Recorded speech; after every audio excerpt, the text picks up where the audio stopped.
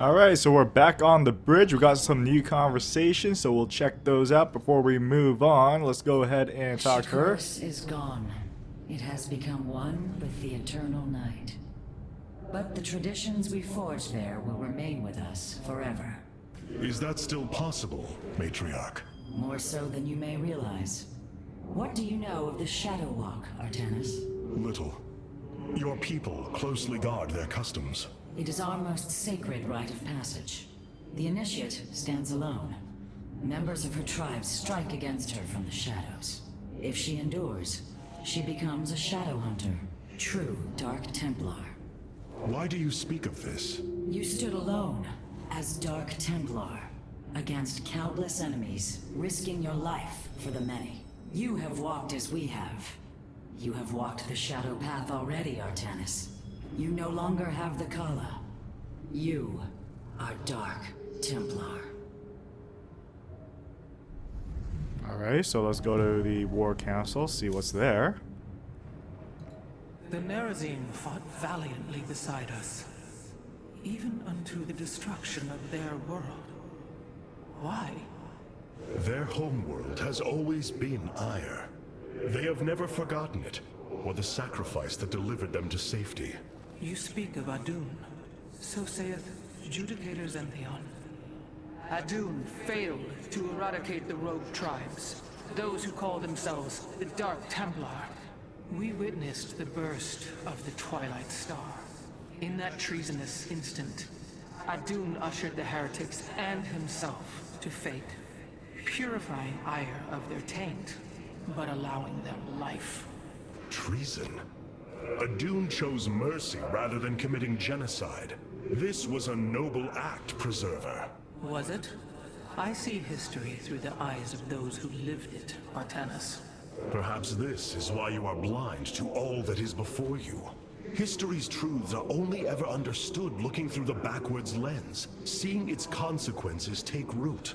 As a preserver, I have always experienced history as a living, breathing now, as those who experienced it in the moment did. Perhaps I should consider the way you view it. Go back and go to the Solar Core and see what's there. No new conversation. I advise against physical contact with the Keystone at this time, Hierarch. Ah, yes, I see. The physical shape is a deception. That would mean it can be realigned. This decay rate is impossible. No constructed material would behave this way. Unless... This decay rate is impossible. Oh, nothing new? No All constructed material would behave this way. Let's go back and start the next mission. I don't think there's anything else we could do. That does the same thing. I advise against physical contact. Same thing. In Alright, so let's go ahead and check this out, see what missions are available now. Shakur's has fallen, and Amon's grip tightens. If we are to stand against him, we will need more than warriors. As Hierarch, I was made aware of a location where our Kalai scientists experimented on new weaponry in secret. Within the Glacius facility, the Purifier program has been reborn. We must recover this immensely powerful technology. Alright, so I guess we'll travel to Glacius and get our sentry. That'd be a good addition to our army, being able to put up some guardian shields and things like that. Make our unit a little bit more durable. And I think the force field would be a good benefit as well. Within lies the greatest weaponry the Empire ever developed. It is the site of the Purifier Revival Program. Purifiers, the forbidden weapon, they were sealed away by the Conclave, never to be restored. The ancient purifiers are not kept here, Preserver. They are still locked away. Here, on Glacius, our researchers have been developing prototype weaponry inspired by that ancient technology. You speak above your caste, Kalai. This is unimaginable heresy. We are outmatched by Amon's forces and facing annihilation. If this technology may help us, we will use it.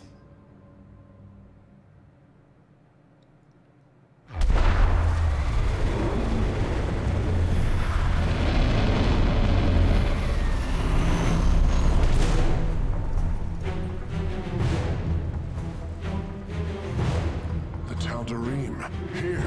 They are attacking the facility. Amon has unleashed his servants. Ready our warriors!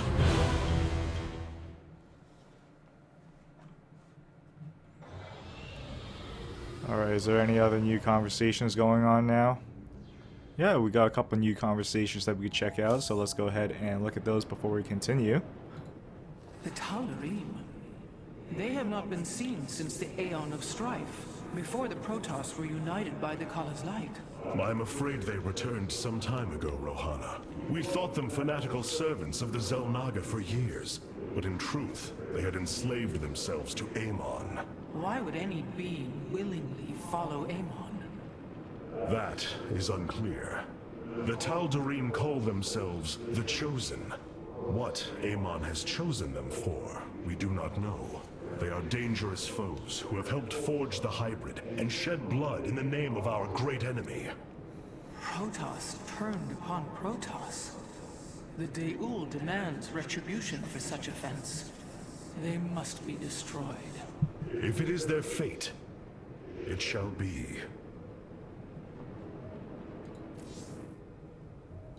The purifier weaponry that has been researched here could prove to be a valuable addition to our arsenal. That is what I am hoping.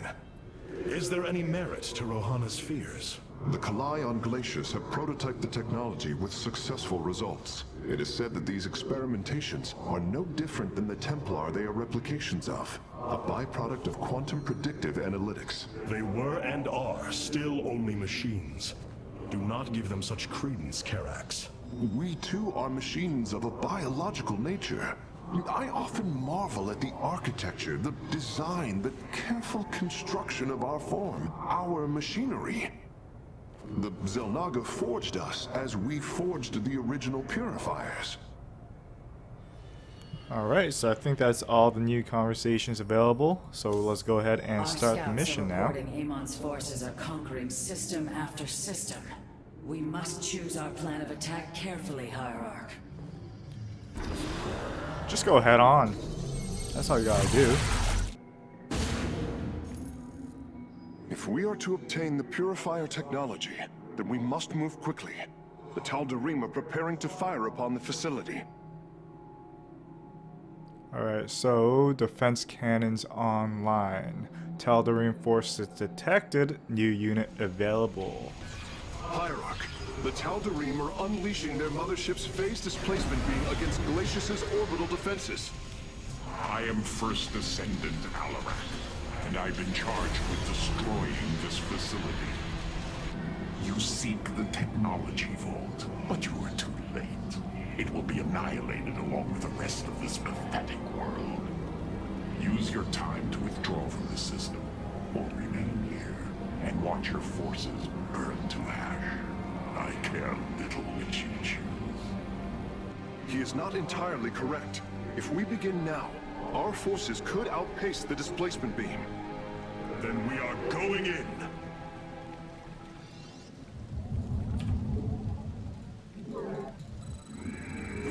Alright, get the warp gates going. The displacement beam is advancing. We must reach the vault before it is destroyed. Enough minerals. I have returned. Alright, so it's the time of the mission, it looks like. So we just have to go ahead to the vault before that gets there. And just make sure we don't cross the beam and get our units killed as well. And let's focus on getting more workers out as well. I have returned. Alright, so I'm not sure if I should get any cannons or not. Maybe I'll get one just in case. That'll give us enough time to warp in units. I don't know. But I do need a forge regardless, so I can start getting upgrades. And let's go ahead up the ramp. It appears the station scientists were storing raw solarite here as well. If possible, we should obtain it. Excellent. Solarite gathered. Our forces are near the displacement beam. We must remain alert and stay out of its range. Put them down. Darn it.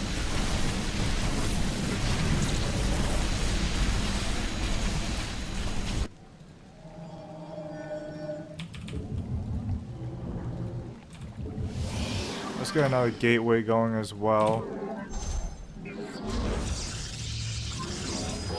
Maybe another cannon.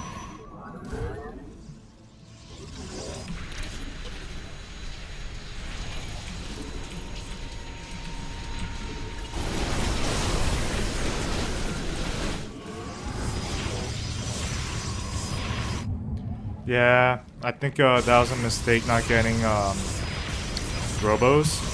So let's go ahead and end this one, restart it so I get robos earlier on.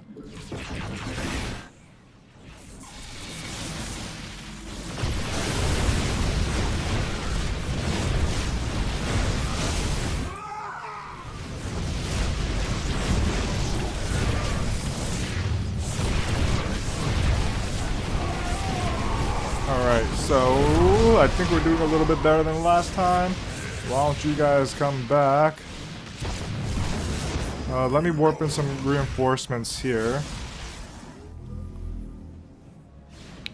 I have like no minerals to do anything.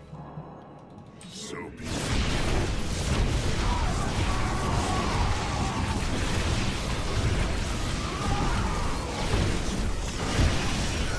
Well, we failed. Alright, so unfortunately it seems like I accidentally pressed the stop record button at the end of the Forbidden Weapons mission, and I did not realize that, so I continued on and did the Temple of Unification mission as well. So we did miss out on conversations and cutscenes, but it's not too much, so I'll just go over what happened at the end of the Forbidden Weapons mission and what happened during the Temple of Unification's mission as well. So for the Forbidden Weapons mission, at the end of it, we were able to get the container holding the data on the purifier. And during examination, the purifier actually contained a prototype warrior. And it turns out that the prototype purifier had the memories of Phoenix encoded into it. And if you ever played the original Starcraft or watched it, you would know that Phoenix was killed by Kerrigan. For the Temple of Unification's mission, Karax pretty much continues studying the Keystone, and he found out that the Keystone actually had the location, or revealed the location, of Yulnar. I don't know if I'm pronouncing that correctly. I don't even remember if that's actually what it's called, but that is the homeworld of the Xel'Naga artifact. And its revealed location was the Altarian Rift, where it said that no life could survive or exist. So Kirax thought he was mistaken, but Artanis was not so sure of that because it aligned with Zeratul's prophecies. So with that said, they continue on through the rift, and they arrived at a temple. So after capturing all the celestial locks, the access way was actually opened and Amon's forces retreated. And with that open, Artanis is going to go in and take a look, but unfortunately the Spear of Adun can't provide any assistance to him, so it seems like he's going on a solo mission. I'm not quite sure what's going to happen, so once we continue on, I guess we'll find out. So again, my apologies for actually cutting off the end of that game.